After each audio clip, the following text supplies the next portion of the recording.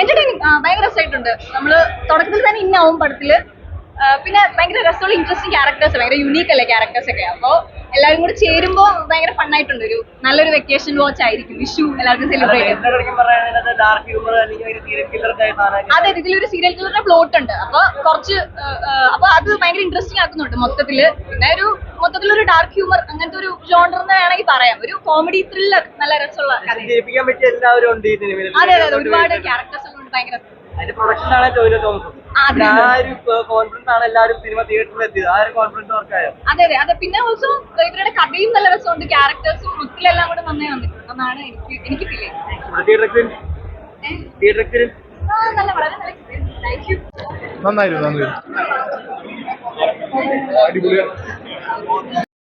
എല്ലാവർക്കും ചെയ്തിട്ടുണ്ട്. ചെറിയൊരു വേഷങ്ങൾ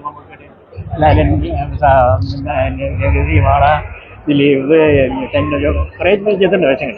പക്ഷേ വലിയൊരു വേഷം, ഇത്രയും വലിയ വേഷം സദ്യയായിട്ട് ഗുരുവായൂരമ്പലയിലുണ്ടായിരുന്നു. അതിനകത്ത് ബേസിൻ്റെ അപ്പൂപ്പനായിട്ട് സിജി അവിടെ വെച്ച് ഇൻ്റർവ്യൂ ചെയ്തിട്ട് ശിവൻ സാറിന് അയച്ചു കൊടുക്കാറുണ്ട്. സാറ് നേരിട്ട് വിളിച്ച് വന്ന് ഇവിടെ ക്യാരക്ടറൊക്കെ പറഞ്ഞ് അങ്ങനെ ആണ് ചെയ്യുമായിരുന്നു. ഒരു വലിയൊരു അനുഭവം എന്ന് വെച്ചാൽ എനിക്ക് കിട്ടാവുന്ന ഏറ്റവും ഗിഫ്റ്റും കൂടിയാണ് ജീവിതത്തിലെ ഏറ്റവും വലിയൊരു.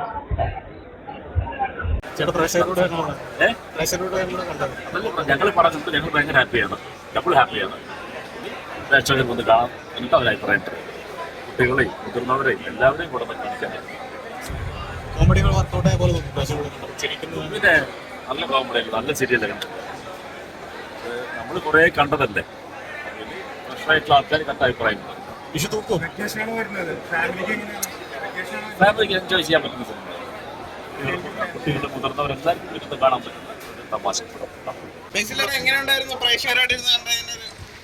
നല്ലതായിരുന്നു. എന്തായാലും കണ്ടിട്ട് രസമുണ്ടായിരുന്നു. ആൾക്കാർ